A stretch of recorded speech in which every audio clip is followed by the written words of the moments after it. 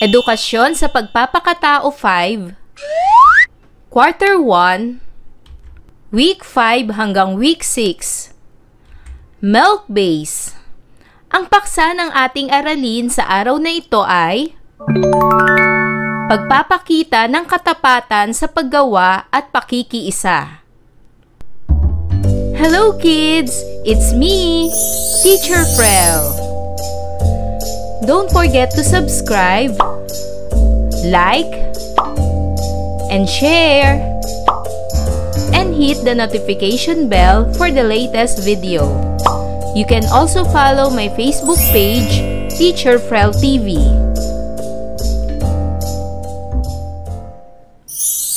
Welcome back mga bata! Sa araw na ito ay pag-aaralan natin sa asignaturang Edukasyon sa Pagpapakatao 5 ang tungkol sa pagpapakita ng katapatan sa paggawa at pakikiisa. Kumusta mga bata? Sa araling ito ay pag-aaralan natin ang pagpapakita ng katapatan sa paggawa at pakikiisa. Sa araling ito, ikaw ay inaasahan na makapagpapakita ng matapat na paggawa sa mga proyektong pampaaralan. Layon din ito na ikaw ay nakapagpapatunay na mahalaga ang pagkakaisa sa pagtatapos ng gawain. Manatiling masipag at matyaga upang mas madagdagan ang iyong kaalaman. Matutupad mo ang iyong mga pangarap. Sa araling ito ay tatalakayin ang tungkol sa katapatan sa paggawa sa mga gawaing may kinalaman sa iyong pag-aaral. Ipauunawa sa iyo ang kahalagahan ng pagsasagawa ng mga takdang gawain ng hindi nandaraya. Masdan ang mga larawan sa ibaba. Unawain ang mensaheng nais iparating ng larawan. Ipinakikita sa larawan ang mga salita ng katapatan at pagkakaisa ay mahalaga sa paggawa sa mga proyektong pampaaralan at sa pagtatapos ng mga gawain. Kagaya ng tagubili ng kagawaran ng edukasyon, layon nitong maikintal sa iyong isip at puso, ang honesty is the best policy. Namimiss mo na bang bumalik sa iyong silid-aralan at makita ang iyong guro at mga kamag-aaral? Natatandaan mo ba ang itsura ng iyong dating classroom? Pagmasdan ang larawang ito. Ngayon ay dumako na tayo sa pagsasanay bilang isa. Sagutin ang mga katanungan. Unang katanungan, ano-ano ang nakikita sa larawan na katulad ng mayroon sa dati mong silid-aralan?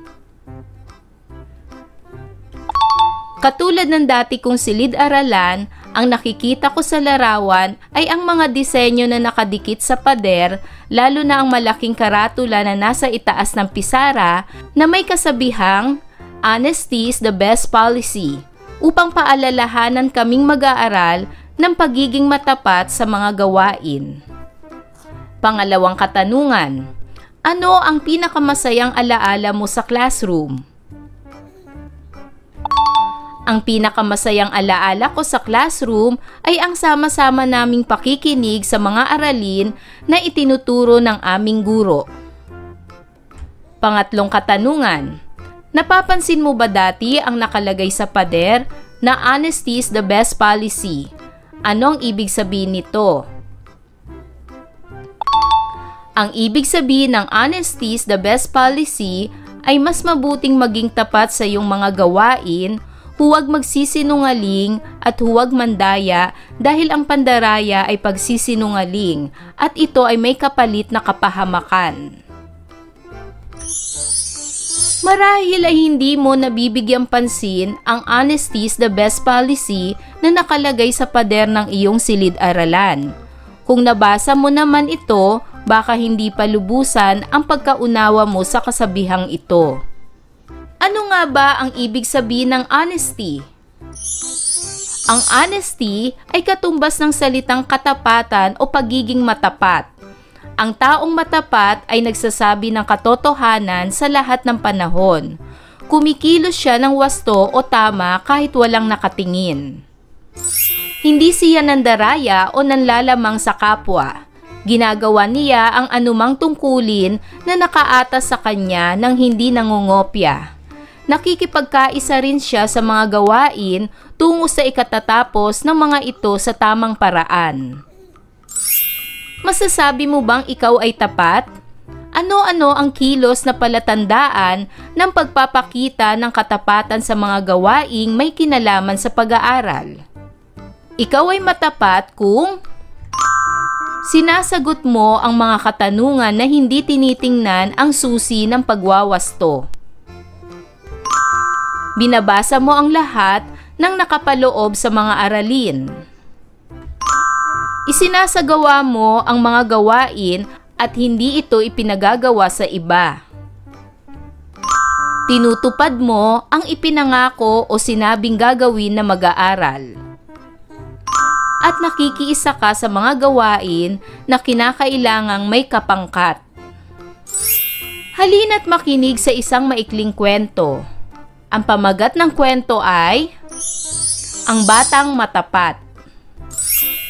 Ika-5 linggo na mula nang mag-umpisa ang pasukan. Dahil ipinagbabawal pa ang pagpunta sa paaralan sa pamamagitan lamang ng ipinadadalang module na kapag-aaral ang maraming bata. Isang araw, nagpadala ng mensahe sa mga nasa ika-5 baitang si Ginang Tombado. Sinabi niyang gawin ang gawain sa pagkatuto sa pahina 24. Nagmadaling nagbasa ng module si Yuri. Ginawa niya agad ang atas ng guro. Samantala, si James naman ay naglaro muna. Gabi na nang maalala niya ito at pagod na. Ipinagawa na lang niya ito sa kanyang ina.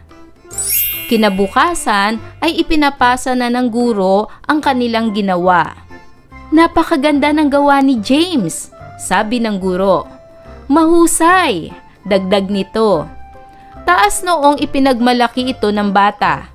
Kahit mababa ang nakuhang grado, ayos lang si Yuri. Inisip niya na lang na pinaghirapan niya ito. Nang magkaroon ng online discussion ang klase, ay tinanong ni Mrs. Tombado ang mga bata tungkol sa kanilang ginawa. Namula habang hiyang-hiya si James dahil hindi siya makasagot. Hindi niya alam ang sasabihin dahil hindi siya ang gumawa. Palakpakan naman ang lahat kay Yuri. Mahusay niyang naipaliwanag dahil siya mismo ang gumawa. Mula noon ay napagtanto ni James na lubhang mahalagang maging matapat sa mga gawaing pampaaralan. Ngayon naman ay dumako tayo sa pagsasanay bilang 2. Sagutin ang mga tanong. Isulat ang sagot sa iyong kwaderno. Una, ano ang ipinapagawa ni Mrs. Tombado sa mga mag-aaral? Magaling!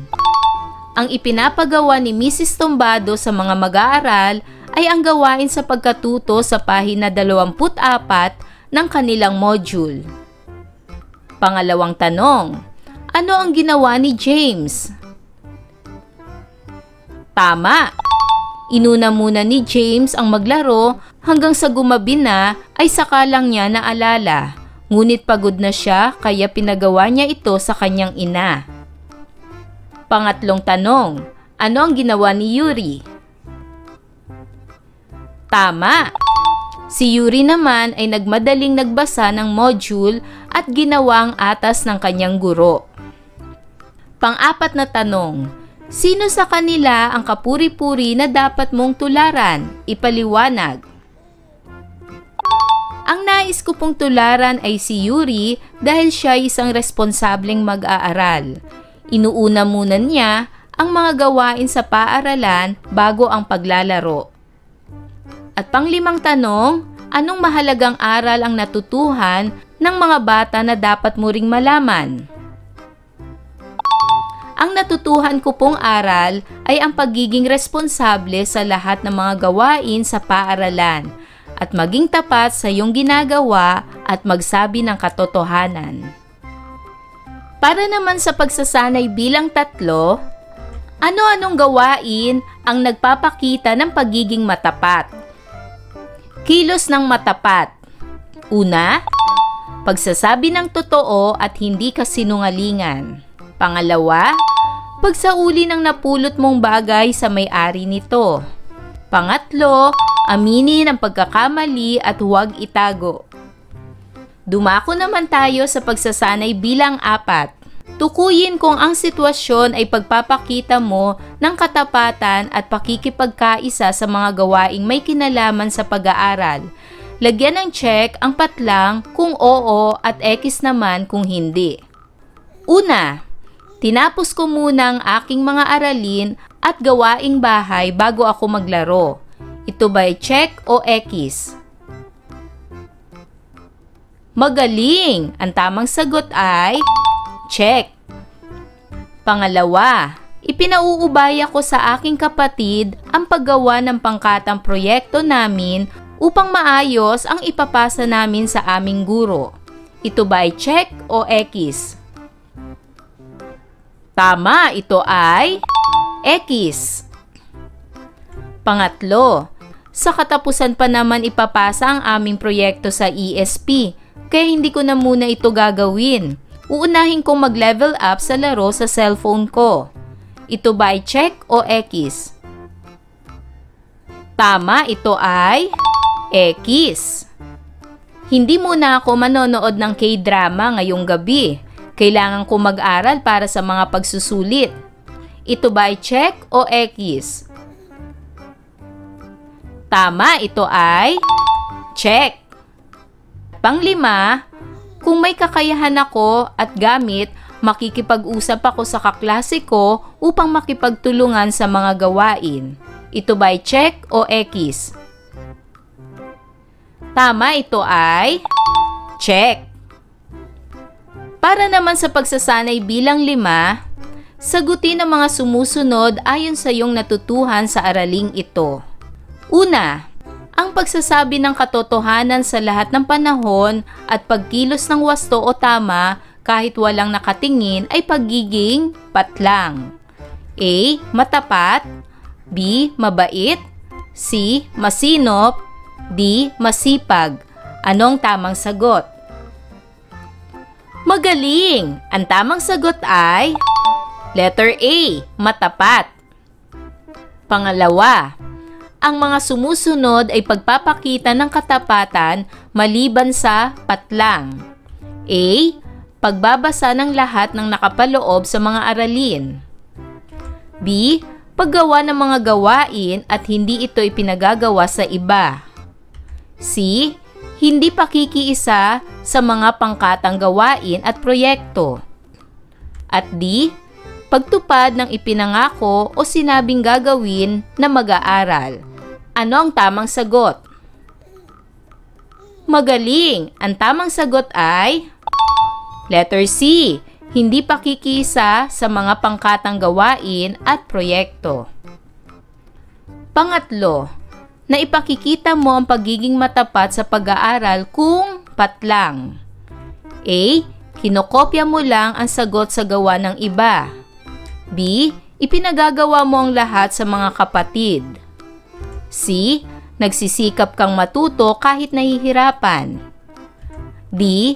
Hinahayaan na lamang na hindi mag-aral. Ano ang tamang sagot?